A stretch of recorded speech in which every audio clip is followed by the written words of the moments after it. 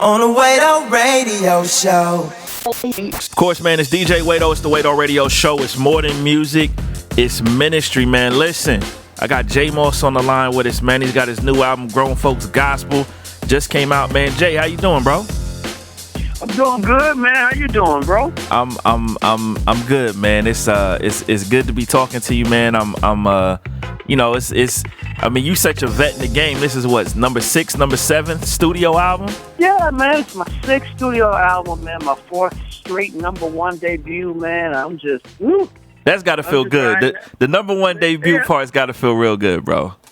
You know what? And this one's special, man, because this one comes out on our own label, PMG Gospel, man. So we actually was able to ink that deal at the beginning of the year, and to have our first effort come out and actually bum rush the charts like that made us feel real good, man. Yeah, I mean, how has that transition been to you? Because I know, obviously, this kind of being your first situation, outside of a label, and it really being like your own label, your own situation. But I know you're such a vet. Your family's been in this game for a while, so you know it. But it's still, I mean, there still had to be, a little bit of a learning curve, huh? Come on, Wade. It wasn't even pretty. Dude, when I tell you, I ain't never worked this hard, man.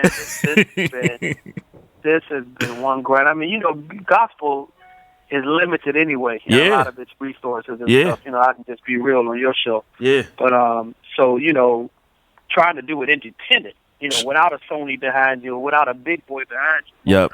Somebody.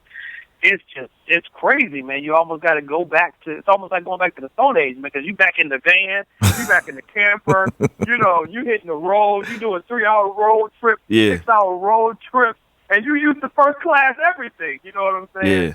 So, but it felt good because we knew we were all working toward our own thing, owning our own masters and having our own imprint and our own logo on this stuff. And just, again, being able to come out and then still be able to hit the number 1 spot, it just made it all worth it, dude. It's interesting, man. You've always been so hands-on, too, with the production and, everything that Pajam been doing. So this is definitely, I'm sure it just was like a natural evolution. At what point did you know, though, that you wanted to own your own label? Like, you know what I'm saying? Like, was this something that was always a dream and it took a little while to come to fruition, or was it just, you just, hey? You the more and more you do production, you feel like you want to do some things that the bigger labels just don't quite understand, or if you had your own flexibility, you could do some more stuff. So I think the more and more we got, we grew in the production arena. We just knew it was like, okay, wow, if this was our own thing, we would have curtailed this marketing like this, or we would have took the direction of that record towards here, and even made it bigger. So I think it grew as we grew, the desire to want an actual label. Yep. Now, I know how the gospel industry is, and when you first announced the title, Grown Folks Gospel, I was like, man, some of the powers that be ain't gonna like this. and let me also say this: the fact that this was your first record on your own label, to take that bold of a step was huge, man. Yeah. Did you second guess that at all? No, we didn't, man. When I first threw it in the pot, it was to the fellas. I was like, man, let's go grown and sexy. He was like, Jay, come on, man, you killing us. So we actually did dumb it down a little bit, man. But wait, good stuff. We did one of the listening parties. Okay. And it was at a church, man. The pastor and first lady was sitting right there, and it was crazy, man, because when the song "You Made Me Feel" come on, the one I did with Faith Evans, they just jumped up in the middle of the church. There you go. Started ballrooming. There you go. Just started ballrooming. So it was just like, see, we knew it was gonna work. We just had to have somebody bold enough to do it. You know what I'm saying? Yeah. And so it just went over well, man, with people, man. They just embraced it. We didn't get as much pushback resistance as we thought we would, man. People have really, really bought into what we're trying to do with this new kind of feel, this flavor. That's good. Why do you think, though, particularly on the radio side, that the gospel industry has been slow to evolve in some areas? Man, I'm opening a can of worms, right? yeah, because it's a lot, man. I think we got to get some more innovative people that can make decisions on radio that are not afraid to lose a group of people. You know, and that's the thing. I mean, we have to do it as artists. You know, every time we grow, every time we expand, we know that we're going to lose a chunk of our main audience. But what you're going to gain is double that. You know, so that's what I'm thinking, man. We got to get people in position that aren't afraid of losing a little chunk of people, but you know, ultimately doing what needs to be done for the gospel genre to really, really explode again, man. Because we've gotten into a place where we're just stuck. I mean, songs are staying on the radio in the top 5 position, man, for 36, 37, 40 weeks. Yeah. That's almost a year, man. Yeah. An artist can't survive off of one song on the charts that long. You know, it's like you can do only so many conferences, but after you hit Philly, Atlanta, Chicago, and Florida, you caught up, dude. You know what I'm saying? Yeah. So it's like, you know, we got to get somebody in there that doesn't mind being progressive, like the pop genre, man. I mean, you get, 4 to 6 good weeks at the top spot? Yeah. And bam, it's time to make way for your next single, you know? And then that way people know there's more on the record. It entices them to go to the stores and buy records. You know more about the artist. You can get into who they are, you know, the whole nine. So, yeah, it's a little weird, man. Yeah. I want to, just speaking of the gospel industry and, you know, congrats again on your #1 album. There was recently a decision to kind of separate Christian rap from the gospel charts. And for us, you know, on the Christian rap side, this has been a big topic of discussion because for some of us, man, that chart was like huge in terms of just visibility outside of our scene. You know what I'm saying? Yeah. And I just wanted to get your thoughts, man, because I know you've been just a fan of all different types of, you know, music in general, and just your thoughts on that, man. Well, why are you mad at it again? Well, let me say this though. I'm not particularly mad. I actually think it's going to be a blessing in disguise long term. That's my personal view. But just, you know, I guess I just kind of wanted your thoughts on it. You know, obviously being a vet in the game, you know, with its prominence and all of that stuff, man. So they took it from their own separate category and they combined it into the major guys. Well, see, right? There's no Christian rap charts. That's part of the problem. Like, I think that would be the ultimate solution, personally. But that's what I want. So you and I on the same page. Yeah, I think that's the ultimate solution. But what they had there was a gospel chart, and then there's the Christian chart, and so they didn't know where to put us. So I think they put us on both for a while, and then there was this announcement that we're no longer on the gospel chart. We're just going to be on the Christian chart. You know what I'm saying? So. But you know, the funny part about that, man, is it's not supported a lot by the gospel people. True. It's just not. Yeah. You know what I'm saying? Yeah. I mean, when you think about it, ain't a lot of us really, unless you just know that, unless you really just into that, ain't nobody supporting Lecrae about that. Them sales wasn't up. Yeah. That's true. You know, honestly, on this underground market, man, a lot of this is really, really diverse. So, you know, for me, it wasn't that bad, you know. But for me, I'm a proponent of separating it all. Man, I think the quartet should have their own. I think the worshipers should have their own. The choir should have their own.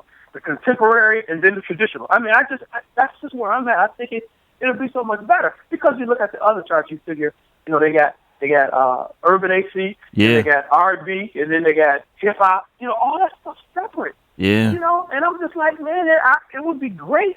And a lot more people would shine and get a lot more awards, man, if we weren't all just lumped up into one place. But I get what you're saying on that other piece, you know, by switching it over to Christian. But I think it actually benefits more being over there to Christian because that's who buy that stuff. That's a lot of who buys it. Yeah, that's a lot of who buys it. We can say it without saying it. That's a lot of who buys it. Yeah, it's definitely a lot who buys it, man. I definitely appreciate that, man. The other thing, man, when we spoke the other day, you know, I kind of asked you about this briefly, man, but obviously most people heard about the house fire that you had back in October, man, and obviously you're doing well because you're here, you know, you're promoting your album, you're out moving around, man. But Did you totally lose everything? You know, like I know you were downstairs working in your studio, but just for people that may have been under a rock and didn't hear about this, just kind of describe what happened, man. Dude, we lost everything, man. The only thing I had to my name was I was able to get the cars out the garage. My house was on fire. I ran in and grabbed my whips, pulled them out. But it was just my pajamas and cell phone, man. My iPhone.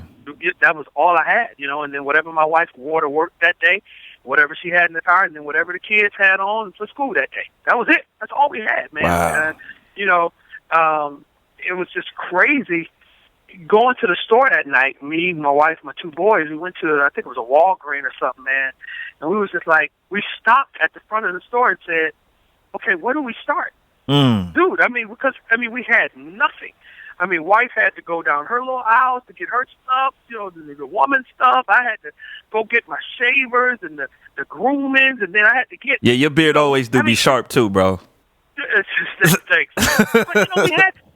all of that stuff was gold, dude. Yeah. Pencils, paper clips, everything. So, we starting from scratch. We out the next day in Walmart jogging suits, man, like, yo, this all we got. Wow. This is all that was open at 11:30 at night. You know what I'm saying? Yeah. And it was just, we had to get back and bounce back, man, and try to get up and handle some of this stuff, man. So it was really an experience for us, man. I'm glad God took us through it because it kind of gave us that feeling of, don't get too far away from the fire kind of thing. This is what a lot of people are going through out here. They're just making do. They're just, they've had house fires or they've had losses. Women have had, issues where their husband just, ups and leaves, takes all the money, takes all the resources, and so she's left with nothing but 7 kids, And it's like, man, it's crazy out there, but I'm kind of glad we went through it because it made me a little bit more passionate and appreciative about where God actually has us, man. So it was bittersweet. So did you lose your music even then too? Because obviously you'd have been working on the album.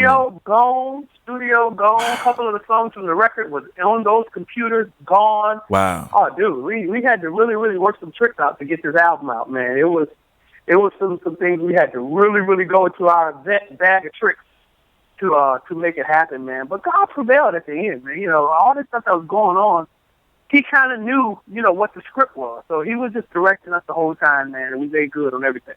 Man, that's a blessing, bro. That's a blessing. And you would tell me, man, that y'all almost, I don't know how quick it was, but you were able to get into a new house and you know what I'm saying, just kind of rebuild. Not more than 24 hours after the blaze, somebody came and dropped keys in our hands to a brand new, fully furnished, wild out mansion on the water, dude. Wow. And I'm not exaggerating, man. This dude just gave us this blessing. Man. And he was just like, yo, I'll work out the back end stuff. Don't even worry about that. Don't worry about the insurance. I got it. I'm going to take care of y'all. He was like, man, y'all have been such a blessing to so many people, and even me in my own house. He said, the least I can do is make sure y'all comfortable during your rebuilding process. So, wow. Man, we've been sitting pretty for a minute. So it's just like, people want us to be sad and moping around and throwing benefit concerts and stuff. And it's like, man, God ain't say do none of that stuff. He's already taking care of us. So we just chilling. Man, man, I'm gotta ask you about that, bro. That is insane, bro. And don't get me wrong, no shade on people that had to do that kind of thing. Sure. People were calling me and churches were calling like, yo, do you need us to throw something for you? So all of that stuff was legit and appropriate. It was just, God just blessed us so quick with a great support team, with insurance people, investigators, adjusters, and then, of course, this guy blessing us with a crib. It was like everybody came to our rescue so suddenly, man. We didn't have to go through those measures, to kind of bounce back. God just actually orchestrated it, and it was already in place as soon as the planes went out. Man, it's funny, man. I had a friend, artist, Gifted the Flamethrower, from New Orleans, rapper down there. Yeah. And he had went through Hurricane Katrina, and they lost everything. And he ended up being displaced, moved to Houston. And I remember he was telling me his testimony one time, and he was just like, man, I ended up better because of that storm than, when I went into it. And I'm just hearing you talk, and I'm not trying to put words in your mouth, but this almost feels like, man, like this might have really truly been a blessing in disguise, even though it was horrible to lose everything you had. Man, it definitely let me see who I was in my faith walk, because there were so many times that, like, the chief fire inspectors and all those guys, it was like, man, it's just something about your spirit. Most people are a little bit more down, and sad. And, I how they think, I hope, did this guy orchestrate this? Did he burn his own crib down, trying to get a little scheme going? I'm just like, man, I walk in the authority of knowing who I am and what I'm a part of. Man, I go from city to city, state to state, across the globe, telling people that God can, God will. God can, God will. So now it's my turn. If I can't walk with that same posture, I'm an epic fail, man. And, I just didn't want to be that dude. I did not want to be that epic failure dude who doesn't believe in what he's up on these stages, singing, sweating out all my clothes, all this stuff in front of these people, and just being a fraud, man. So I relinquished all of my faith on God, man, and he stepped up. He stepped Amen. up, showed exactly that he was a part of all of it. If you weren't a gospel singer, man, what would you be doing, bro? Oh, definitely computer programming. I mean, no question about it. You answered that quick. You didn't have to think about it. Oh, man. Oh, dude. Before I walked off my job, I was a programmer for Microsoft, so that's just what I did. Oh, I didn't know that. I didn't know that. Okay. Yeah, man. That's one of them hidden things that you got exclusive. Yeah, it was, I worked there, man, for a good 10 years, man, just teaching and doing some side programming jobs. They were called applications back then. They're called apps now. Yeah. Man, that's all we used to do, man. It's program. I would sit in front of a computer for hours, man, and just do that. Of course, I always love to write, so if even if God allowed something to happen to my voice, if I could still sit down at a piano and create melodies and create beats and stuff, man, I would still just really be gratified. Just that's a great feeling too. But if I didn't have anything to do with music, it would definitely be computer programming. There has to be like two different sides of the brain, though. Not really, man, because think about it, it's all creative. It's all creative. Wow. Somebody comes to you and say, like that you come to me and say, Jay, I need a way to be able to go out on the road and then build my people and create invoices and stuff like that, and I want it all on an app. And I have to go and just create it. I have to make it look good. I have to have an opening splash screen. I have to have a log out screen. It's the same kind of development. You started with a blank canvas and creating something that the customer needs, basically. So that's just like me coming to you and saying, Jay, I need a song about boom, boom, boom, boom, boom. It's the same process. Wow. Yeah, okay. Same creative process, man. That's deep, man. Yeah. I gotta ask you this, man, because we definitely used to play some of their records, man. 2103 is completely over? No, 2103, man, is due out. I think we're gonna start dropping stuff in February. Nice. We're gonna let everybody get over the holidays and things of that nature. The singles are already up and printed, and we're gonna drop them, man. First part of February. We're getting ready for them, man. It's gonna be a great record. They're maturing. They're coming into their own. They're writing a lot of their own stuff, man. Just really, really nice young men, man. I think it's going to be a treat for everybody to see where they're going. So is it a duo at this point, or? It's a duo. They're down to two members. Down to two members, man. And we tried to flirt around with replacing that third one, and it just wasn't messing right, man. And they were just getting so comfortable with hitting it, just the two of them. It just, we just was like, yo, the wheel ain't broke, man. Don't fix it. Yeah. I mean, what has that been like to see them mature and obviously go through all the things that they've been through, man? Like, I mean, I remember when they first started, it was clear, you guys was writing a lot of the music, producing most of it, and then just even hearing you saying, they're writing a lot more stuff and that kind of thing, man. Just, how does that have to feel, man, just to kind of see that happening for them, man? Well, just seeing something through to the end, man. So many people start projects, man, and they don't see them through to the end, and it was good for us to be able to just watch this thing from its birth, from its infancy. When it was just a concept, really, and then to watch it just grow all the way up into, Stellar Award-winning, Grammy-nominated group. Right. They just celebrated 10 years, started with 6 members, then cut down to 4, then cut down to 3, now down to 2. And still going strong, still branding their name, still have a following, man. People haven't turned their backs on them at all. It's a blessing, man, to be able to see that through to the end. Yeah. What do you think about this new Preachers of Detroit, man?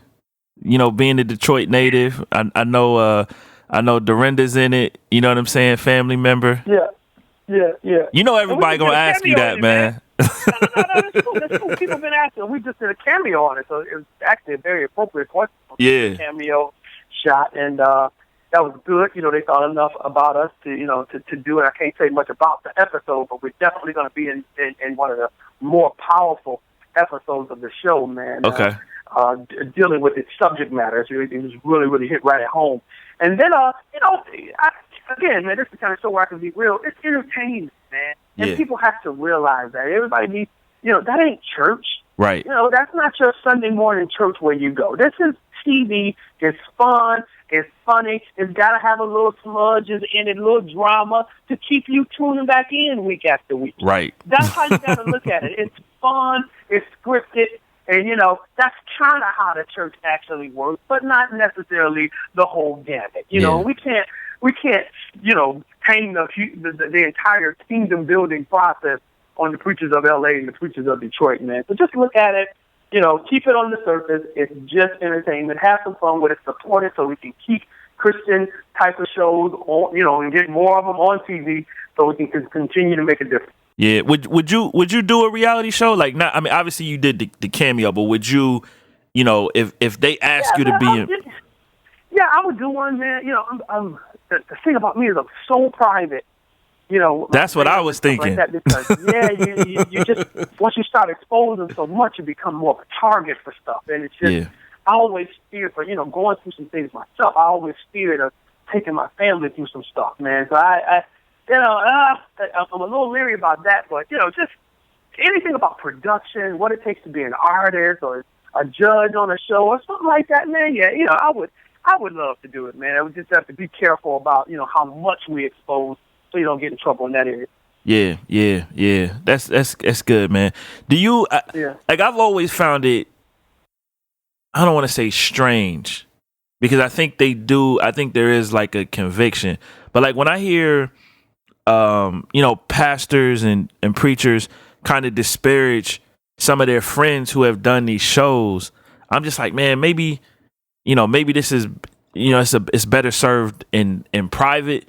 Having that conversation with them, maybe it was done in private, type of deal. Like, I don't know, man. I guess what I'm really saying is I just wish the church wasn't as slow to embrace some of these new types of opportunities that we get at times, Yeah, and I agree with you, man. I think we definitely need to be more careful with how far we go, because again, you don't want to shed a bad light on the church. I don't care what's going on. And then, that's, the drama that happens in church, or the thing that people bring. The church is a place where you're supposed to be able to get it fixed. Yeah. So we're always supposed to be a draw, not a deterrent. So we have to be careful that we don't push people away or turn people off about what happens with the church. It was so funny, man. I had been at my cousin's church this year, for so many years, man. My Bishop J. Sheard and his wife, my cousin Karen Clark Sheard. But I was so close to the first family when my wife and I decided to go a different way. It was just so refreshing, because now we didn't have the pressures of being connected with all the business. You know what I'm saying? And not that it was shady at all. It was just so much pressure. Just knowing things and being so close, and like, Karen and I are like brother and sister. Right. So it was like, if she was going through something with the church or what have you, a lot of times, she would share with me, and I would have to counsel her, and she would counsel me on stuff. And, just knowing so much, it was so much pressure being a part of that, man. So when we were able to break free of that, my wife and I were kind of able to exhale and just kind of be fed again. So, like I said, no shade against them, man. We love our prior church, but, it was something about just being so close to that. It just kind of, woo, it was like, man, so you're right. The more the more it can hurt, on the church tip. So it's definitely a tricky and a sensitive, road to try. Man, let me tell you though, just on the strength, I love their reality show. Yeah, that's nice, right? I'm gonna keep it 100, man. Especially since you here, I was mad skeptical about it. You know what I'm saying? Yeah. And out of all the church reality shows that have kind of come out, that's the one I watched the most. Yeah, Yeah, and every time, I mean, you can get one that kind of caters to what it is that you like, man. And Yeah. I was proud of them that they were just getting the notoriety from it, Yeah. just, getting a chance to allow people to, to see who they are. Carrie's a Grammy Award winner, man. People need to, more people need to know who she is, what she's about, and what she's a part of, man. Right. Instead of just the Church of God in Christ or just the gospel community, more people need to know. So I was glad on that front, and then, it shed a lot of great light on the family, and the bigger they got, the bigger we all got. So, I mean, it was definitely a plus for everybody. Man, I was actually, not to totally sidetrack this, but I thought I was going to be on one of the episodes too. I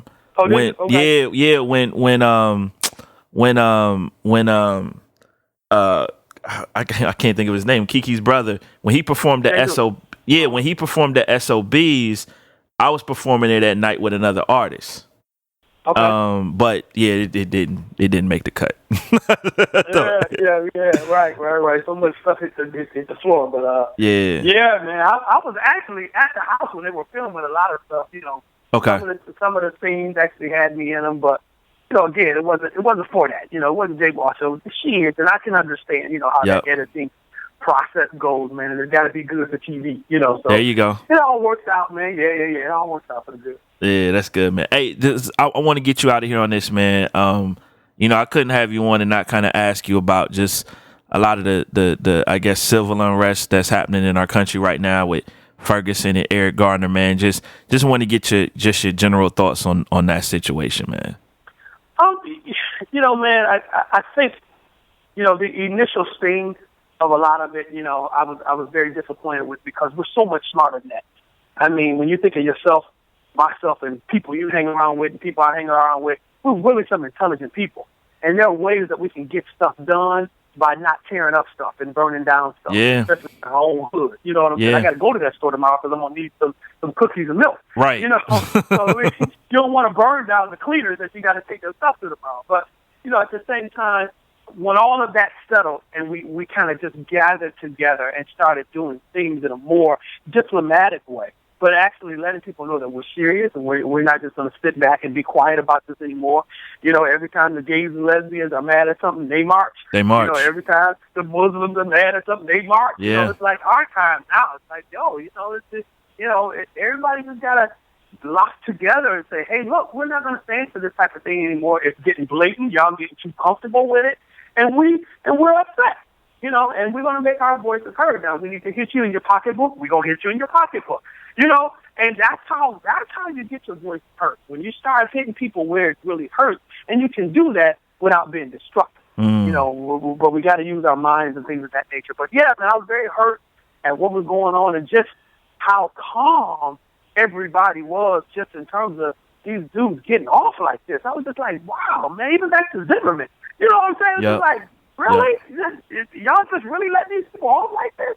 Yep. So it definitely strikes a nerve, but fighting back, in terms of the physical part of it, isn't the answer. We got to definitely think of some more strategic ways to get our voices heard, and we can make a difference because there's a lot of us here.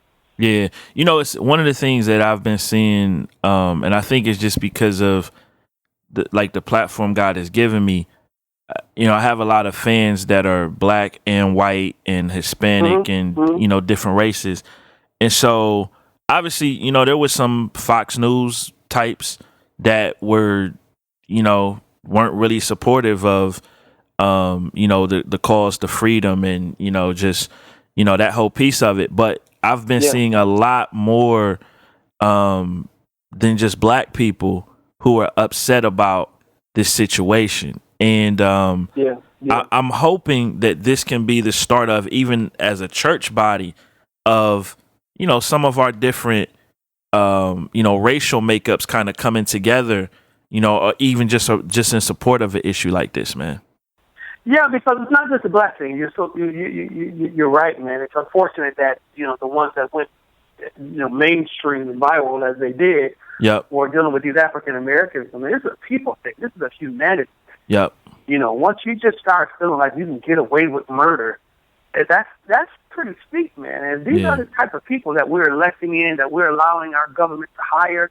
There needs to be some change, and people need to make sure they're stepping up and standing up and taking a stand and joining whatever cause or movement initiative you can to let your voice be heard. Because in this type of situation, man, it's strength in numbers. In these type of situations, you can't just sit back and say, well, they got it. Well, I'll leave it to Wade and the DJs got it. No. The artists got to help out. The pastors, like you said, the churches got to help out. Yep. The blacks got to come together with the Hispanics with the whites. I mean, this is an everybody issue. This is not really just a black thing. This is an everybody issue. It's good, man. J.Moss, Grown Folks Gospel is in stores right now, man. Jay, thank you so much for coming through, brother. You got it, man. I always love being with you, man, because we can kind of stretch it out a little bit, push the envelope a little bit. There you go, man. No doubt. That's what it is, man. On the way to radio.